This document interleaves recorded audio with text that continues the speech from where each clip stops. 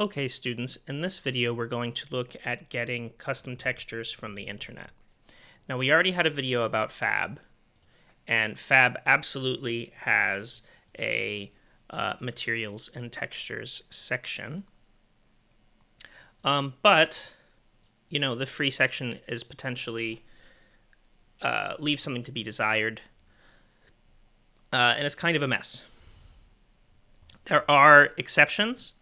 If you, on the very front page of Fab, if I go all the way back, if it lets me, you can find this Quixel area. And a great trick to do is to go to one of them and then click the icon for Quixel. And Quixel has quite a bit of materials and textures. Again, more used to be free, but still there's a number here. And you can get these just like getting anything else from Fab.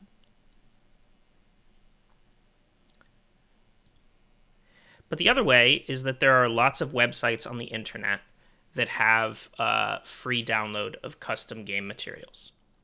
Some of my favorites here are Polyhaven, TextureCan, and 3dtextures.me. All of these are linked in your Google Classroom, but there are also even extra ones in there. Now, on any of these websites, if you have an account, you can go to textures, and they usually are organized by type, and you can find a cool texture that would look good on your surfaces. Now, the thing here is you do have to actually download. And so usually you want it looking for a zip. You're looking for about 2K size, and you can even look at which materials you are. If it makes a difference, Unreal likes PNGs. And at the moment, with the way we use Unreal, the displacement map doesn't actually matter. And you only need one normal map. Just pick one. Okay? And you could turn the rest of these off and just sort of download these maps. And in a minute, we're going to look at how to put it together. So I'm going to go ahead and download this guy and put him in my downloads folder. Polyhaven sticks mostly to realistic 3D scans and photographs of actual objects and surfaces. TextureCan has somewhat of a mix, and 3dtextures.me has a lot of really cool stylized ones. So, for example, we could look here at stylized and see some that are very more video gamey, if you will. They've got some really cool lava in here if you're looking for lava for your project to fall in. They've got some pretty cool water in here if you're looking for different types of water and snow. They've got a really cool section called gems. It's got a bunch of crystals in it.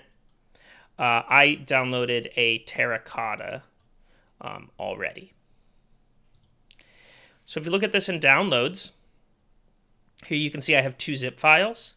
Depending on how your computer is set up, you can either go to zip and then extract. It is highly likely that the classroom computers have WinZip or WinRAR, so you can probably just right-click and find some version of extract here, or even extract to a folder, which I'm going to do now for both of these. This takes the compressed folder, this sort of locked books with the belt, and it unpacks it into a folder with textures in it. So I highly advise, if you're going to download a bunch of these, that you make yourself sort of a folder on the side for keeping your textures in, but also we are going to be dragging these straight into Unreal. So here in my content folder, we probably already have a materials folder, but I'm going to go ahead and click new folder and have this one be called My Materials. Okay, now technically we should probably split these up into materials and textures, because what we downloaded is the textures and we're going to turn them into materials, but this will work for now. I'm literally just going to drag all these materials and I'm going to drag them into my Textures folder. It's going to pop up. You can see you probably get a little warning, usually, that says, hey, this was imported as a normal map. If you didn't, that's okay. Now I can see I have all these different weathered planks textures. I'm going to right click and create a new material, and I'm going to call it Weathered Planks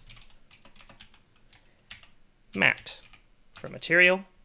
We can see it gives me the sphere that materials have versus the flat image of textures. And I'm going to double click, which opens our material editor. So this is the material editor. If you've been paying attention, you may have noticed that a bunch of our textures share names with a lot of these imports. I'm going to go ahead and go to my Materials folder. I'm going to drag each of these in here.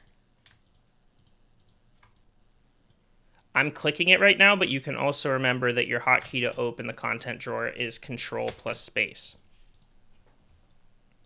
So each of these materials goes in a particular space. So let's figure these out. This one here is called _AO, which we can see when we put our mouse over the name. And AO is short for ambient occlusion. So I'm going to connect it there. Next we have _diff. Diff is short for diffuse, which means base color. This one here is our normal map, which I know because it says NOR_DX. Normal maps are also kind of always this blue color, so I will connect it there. This is our roughness map, super important to make sure it's not shiny in places it shouldn't be. That goes in there. And finally, this last map is a little complicated. This is our ARM map. So this is actually a space saver map. This ARM stands for a combined 3 maps. That's ambient, roughness, and metallic, all in that order. So technically, we could get rid of our ambient occlusion map and our roughness map and just use this. Now you might notice it looks different because it's yellow. And if I double click on it, what you'll see here, if I look at a single channel, so just the red, which would be our ambient occlusion, just the green, which is our roughness, and just the blue, which is our metallic, it combines those together. So I'm going to grab the blue here because metallic's the only one I don't already have a map in. If you have a material that comes with a displacement map, you'll find that displacement is grayed out, doesn't quite work here. Emissive color would be for glowing. If you have a map that comes with opacity or opacity mask to make stuff see-through, you'll have to click our material and change its shading model. Or excuse me, change its blend mode to either masked or translucent so that we can make something partially see-through or have some masked out bits. But either way, this makes our wood material. Now you could use it like this, but then your material can't be sized to your object. So the last thing we sort of essentially need here is to right-click and type COOR, which is short for coordinate, to get our texture coordinate. Now we could, again, place this into the UV, which controls sort of how the material scales. If you've taken my modeling class, UV is a term you've definitely heard before. But here we're just going to press M and click to get a multiply node, to put this in here, and then connect each of these to the UVs. You're not going to see a change right now because, of course, we're multiplying by 1, which is itself. But this will allow us to change this number to change how the material looks on a surface. I'm going to go ahead and hit save. And if I go to, say, one of my platforms over here, I could take the static mesh and put this new wood planks material on it. And you can see here is our wood planks.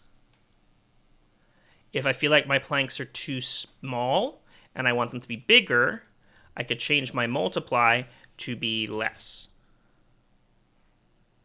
That made it bigger because it means the entire material takes up, gets repeated less times. So if I save this now, you can see I have bigger planks.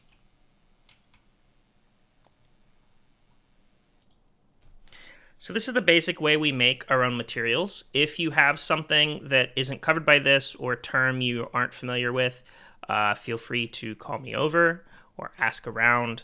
There are a lot of different sort of basic names for materials. If you have taken my modeling class, you should be very familiar with this, very comfortable. So one last small piece of advice I would do as a last step here is now that we've finished the material and we have all these, I'm going to make another new folder and call this one My Textures. And what I'm going to do is I'm going to hold Control and click all the textures that made up this material. I'm just going to drag them into My Textures and choose Move Here. It'll all still stay connected, but this keeps my materials folder a little clean for when I drag the next one in, and I only keep the part I'm actually using, the materials, sort of exposed in this folder, and then I put all of my textures in this folder just to keep my life clean if I plan on doing more than one.